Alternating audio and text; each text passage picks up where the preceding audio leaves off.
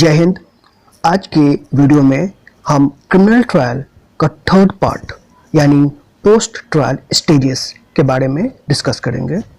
तो friend, post trial stages का मतलब ये है कि ट्रायल कंक्लूड हो गया है। कंक्लूजन का मतलब दो अर्थ होता है, या तो ट्रायल में अक्यूज्ड को अक्यूटल कर दिया गया है या कन्विक्शन कर दिया गया है। ठीक है, तो सबसे पहले हम देखेंगे कि अगर ट्रायल चलने के बाद अक्यूज्ड को अक्यूट कर दिया जाता है तो फिर उसके बाद रेमेडी या उपचार अवेलेबल होगा। तो फ्रेंड, गिल्ट साबित न होने पे अक्यूज्ड व्यक्ति को अक्यूट कर दिया जाता है, यानी he is prove to be non guilty. ठीक है, और इसके बाद जो उपचार बचता है वो विक्टिम के पास है और स्टेट गवर्नमेंट के पास है। तो फ्रेंड, आपको बता दें कि कोई भी क्रिमिनल केस होता है उसमें वो अपराध जो है स्टेट यानी राज्य के खिलाफ होता है, इसलिए विक्टिम के पास जो सबसे पहला ऑप्शन है वो है under section 372 of the criminal procedure code, जो कि विक्टिम जो है वो अपील फाइल करता है 3 ग्राउंड पे, या तो इनएडिक्वेट पनिशमेंट या लेसर पनिशमेंट के आधार पे, दूसरा अक्यूटल के आधार पे, और तीसरा इनएडिक्वेट कंपनसेशन इम्पोज किया गया है उसके खिलाफ भी वो 372 में अपील कर सकता है। सेकंड रेमेडी है स्टेट गवर्नमेंट के पास। स्टेट गवर्नमेंट भी अक्यूटल के खिलाफ अपील कर सकते हैं, जैसे कि मजिस्ट्रेट का आदेश है तो उसके खिलाफ सेशन कोर्ट में, सेशन कोर्ट का आदेश है तो उसके खिलाफ हाई कोर्ट में अपील कर सकते हैं। जैसे कि 377 में वो इनएडिक्वेट सेंटेंस के लिए अपील कर सकते हैं, और 378 में अगेंस्ट अक्यूटल के खिलाफ स्टेट गवर्नमेंट अपील करती है through district magistrate, through public prosecutor.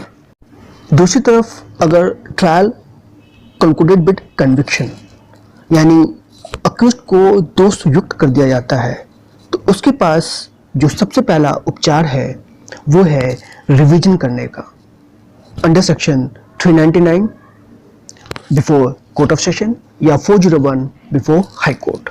साथ ही साथ 428 में अपने पनिशमेंट का सेट ऑफ या मुजरा करा सकता है, यानी जितनी सजा मिली है और जितने दिन तक वो ट्रायल के दौरान पनिशमेंट में रहा है या प्रिजन में रहा है उससे वो सेट ऑफ कर दिया जाता है, या 360 के अंतर्गत उसे झटके देकर छोड़ी जा सकती है या प्रोबेशन पे भेजा जा सकता है।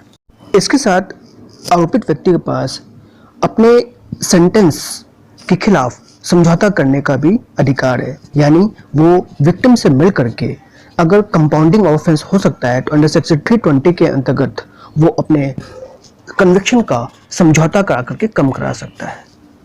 दूसरी तरफ अगर अक्यूज्ड रिवीजन नहीं करता है तो उसके पास अपील का प्रोविजन है सेक्शन 373 में, 374 में, 379 में, 380, 383, 389 of the criminal procedure code 1973 के अंतर्गत जैसी परिस्थिति है वैसे उसके खिलाफ वो या तो सेशन कोर्ट में अगेंस्ट मजिस्ट्रेट या before high court against the order of session court और even before supreme court against the order of the high court.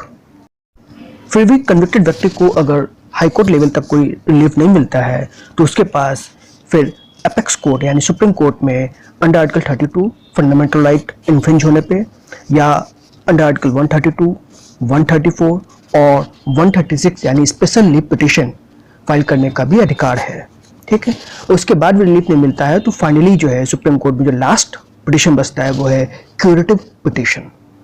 ठीक है, और यहाँ से भी अगर खारिज हो जाता है तो फिर लास्ट ऑप्शन जो पूरे इंटायर इंडिया में है वो है mercy petition before president of India या गवर्नर।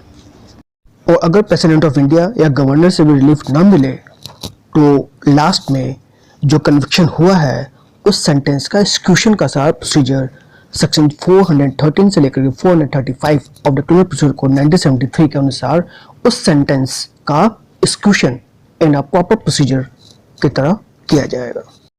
That's it. अगली वीडियो में नए टॉपिक के साथ आपसे प्रस्तुत होंगे, तब तक के लिए जय हिंद, वंदे मातरम।